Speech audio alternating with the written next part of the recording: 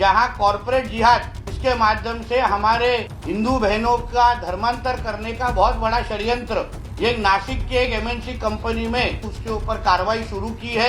हमारे हिंदू बहनों की जिंदगी खराब करना, उनको धर्मांतर करना, मुझे आश्चर्य इस चीज का लगता है। अगर जिहाद करने वाले लोगों का समर्थन देने में 600-700 लोग अगर जमा होते होंगे। क्या आपने कभी सोचा है कि देश की सबसे बड़ी आईटी कंपनियों में से एक, जिसके ऑफिस में घुसने के लिए कड़े सिक्योरिटी चेक होते हैं, वहां धर्मांतरण और यौन शोषण का एक खौफनाक सिंडिकेट चल सकता है। महाराष्ट्र के नासिक में स्थित टाटा कंसल्टेंसी सर्विस की बीपीओ यूनिट से जो खबर सामने आई है, उन्होंने पूरे कॉर्पोरेट जगत को हिलाकर रख दिया है। 9 पीड़ित महिलाएं, 8 गिरफ्तारियां और 7 महिला पुलिस अफसरों का वो अंडरकवर ऑपरेशन जिसने इस गंदे खेल का पर्दाफाश किया। आज हम खोलेंगे उस व्हाट्सएप ग्रुप का कच्चा चिट्ठा जहां हिंदू लड़कियों को टारगेट करने की प्लानिंग होती थी। चलिए शुरुआत से करते हैं और इसे स्पेशल रिपोर्ट से समझते हैं।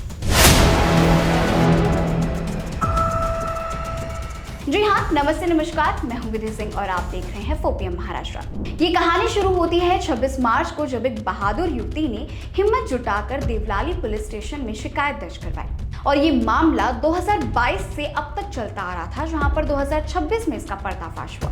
उसने आरोप लगाया कि ऑफिस के कुछ सीनियर कर्मचारी उस पर इस्लाम कबूल करने का दबाव बना रहे हैं। जैसे ही जांच शुरू हुई, पर्दे खुलते गए। पुलिस ने पाया कि ऑफिस में काम करने वाले करीब 40 मुस्लिम कर्मचारियों का एक सीक्रेट व्हाट्सएप ग्रुप था। इस ग्रुप का मकसद था ऐसी हिंदू लड़कियों को ढूंढना जो इमोशनली कमजोर हो या जिनके घर में कोई परेशानी हो। उन्हें फंसाया जाता था, उनके साथ लव का नाटक किया जाता था और फिर शुरू होता था ब्लैकमेलिंग का और धर्मांतरण का सिलसिला। वहीं ये मामला 2022 से चलता आ रहा था, लेकिन इस पर किसी ने भी कोई आवाज नहीं उठाया, बल्कि वहां के कर्मचारी भी इस पर चुप्पी साधे रहे।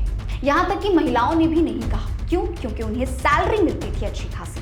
एसआईटी की जांच में जो बातें सामने आई है वो रोंगटे खड़े कर देने वाली है। पीड़ित लड़कियों ने बताया कि उन्हें जबरन नमाज पढ़ने के लिए कहा जाता था, उन्हें बुर्का पहनने और बीफ खाने के लिए भी मजबूर किया जाता था। अक्सर नमाज पढ़ने के लिए उन्हें टेरेस पर लेकर जाया जाता था। हद तो तब हो गई जब आरोपियों ने हिंदू देवी देवताओं पर भद्दी टिप्पणी की। इस केस में अब तक कुल 7 से 8 लोगों की गिरफ्तारी या पहचान की जानकारी सामने आई है, जिनमें 6 पुरुष टीम लीडर हैं और 1 महिला एचआर मैनेजर शामिल है। गिरफ्तार किए गए पुरुष आरोपियों में दानिश शेख, तौसिफ अख्तर, आसिफ अंसारी, शफी शेख, शाहरुख कुरैशी और रजा मेनन के नाम शामिल हैं। पुलिस जांच के अनुसार तौसिफ अख्तर और निदा खान एचआर के मैनेजर के पोस्ट पे हैं और वो इस पूरे रैकेट का मास्टरमाइंड माने जा रहे हैं। आरोप है कि नासिक ऑफिस की पूर्व एचआर मैनेजर निदा खान ने लड़कियों की शिकायतों पर कोई कार्रवाई नहीं की और आरोपियों की मदद की थी। वो फिलहाल अभी फरार बताई जा रही है और पुलिस उनकी तलाश कर रही है।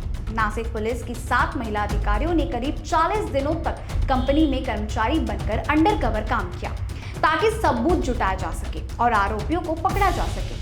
वहीं नासिक केस टीसीएस मामले में बीजेपी के नेता नीतीश राणे का भी तीखा वार आया है, जहां वो अक्सर लव जिहाद पर कई बातें करते हैं और ऐसे में उन्होंने इस बार भी इस मामले पर तीखा वार किया है, जहां पर वो जिहादियों को सजा देने की बात कर रहे हैं और ऐसे में ये कोई छोटी मोटी सजा नहीं है। वो कहते हैं कि जिहादियों को फांसी दे देनी चाहिए। क्या कहा है उन्होंने, आइए एक बार जानते हैं। जहां कॉर्पोरेट जिहाद जिसके माध्यम से हमारे हिंदू बहनों का धर्मांतर करने का बहुत बड़ा षड्यंत्र ये नासिक की एक एमएनसी कंपनी में हमारे नासिक पुलिस ने उसको उजागर किया है या तो उसके ऊपर कार्रवाई शुरू की है। उस कार्रवाई के अंतर्गत इतना स्पष्ट हो चुका है कि कॉर्पोरेट जिहाद के माध्यम से हमारे हिंदू बहनों की जिंदगी खराब करना, उनको धर्मांतर करना, ये इस तरीके का बड़ा षड्यंत्र सामने आया है।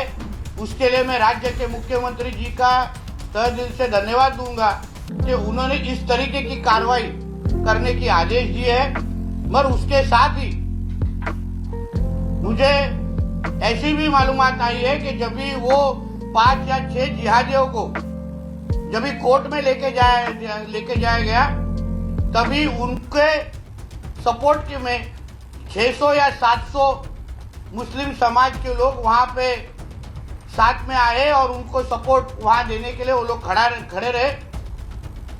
मुझे आश्चर्य इस चीज का लगता है, अगर जिहाद करने वाले लोगों का समर्थन देने में 600-700 लोग अगर जमा होते होंगे तो फिर हम जिस हिंदू मुस्लिम के बारे में बात करते हैं या तो जो भाईचारा के बारे में बात करते हैं, सर्वधर्म समभाव के बारे में बात करते हैं, फिर मुस्लिम समाज के जो कोई जानकार लोग हैं वो इस चीज को समर्थन करते हैं क्या, ये प्रश्न मेरे को इस वक्त पूछना है। जब भी खराज जैसे प्रकरण हुआ, इशू हुआ, तो भी कोई भी हिंदू समाज के लोगों ने उसका समर्थन किया नहीं, उसके समर्थन के लिए कोर्ट के बाहर जमा हुए नहीं।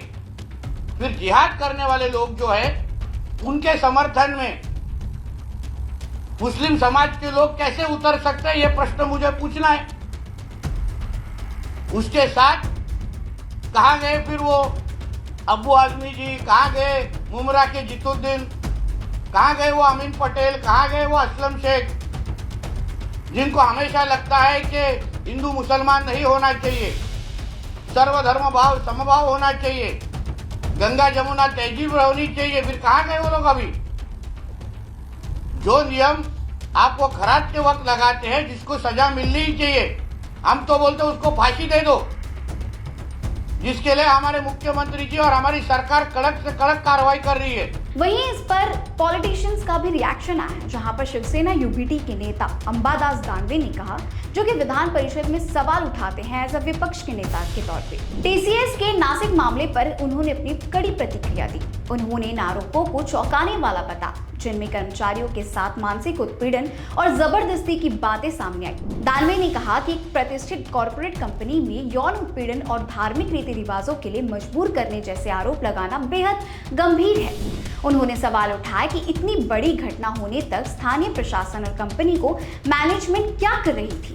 उन्होंने मांग की है कि इस मामले की पूरी तह तक जांच होनी चाहिए, दोषियों को कड़ी से कड़ी सजा दी जानी चाहिए, ताकि भविष्य में किसी भी वर्कप्लेस पर महिला कर्मचारी असुरक्षित महसूस न करें। उन्होंने इस मामले में गठित विशेष जांच दल यानी कि एसआईटी से निष्पक्ष और तेज जांच की उम्मीद जताई है। वहीं महाराष्ट्र के कांग्रेस नेताओं ने भी टीसीएस नासिक मामले पर कड़ा रुख अपनाया है। उन्होंने इन शिकायतों के निपटारे में हुई देरी पर गंभीर सवाल उठाए हैं। कांग्रेस नेताओं ने मांग की है कि विशेष जांच दल यानी कि एसआईटी को इस बात की गहराई से जांच करनी चाहिए कि इसके पीछे धार्मिक लक्ष्यीकरण यानी कि रिलीजियस टारगेटिंग से जुड़ा कोई बड़ा रैकेट काम तो नहीं कर रहा।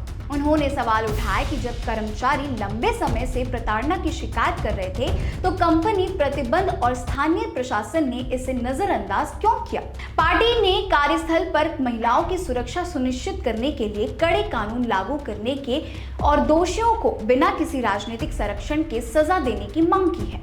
नेताओं का कहना है कि कॉर्पोरेट सेक्टर में इस तरह की गतिविधियों का होना समाज के लिए चिंताजनक है और इसकी उच्च स्तरीय निगरानी होनी चाहिए। वहीं नासिक पुलिस ने अन्य संभावित पीड़ितों के लिए समर्पित व्हाट्सएप नंबर भी जारी किया है ताकि वे अपनी शिकायतें दर्ज करा सकें। अब सबसे बड़ा सवाल टीसीएस जैसी कंपनी पर खड़ा होता है, जहां POSH यानी कि प्रिवेंशन ऑफ सेक्सुअल हैरेसमेंट की ट्रेनिंग दी जाती है, वहां ये सब महीनों तक कैसे चलता रहा। पीड़ित महिलाओं का कहना है कि उन्होंने शिकायत की थी लेकिन उसे निजी मामला कहकर दबाया गया।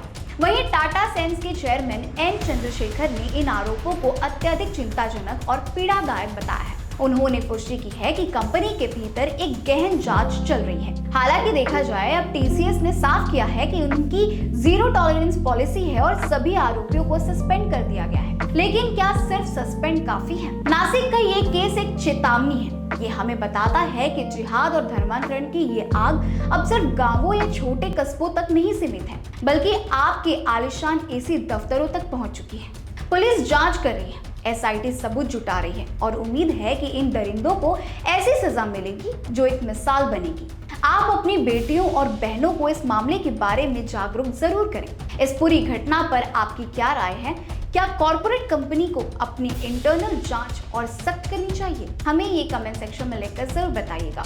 मुंबई महाराष्ट्र से जुड़ी ऐसे ही बड़ी खबरों के लिए सब्सक्राइब करें फोपियम महाराष्ट्र को।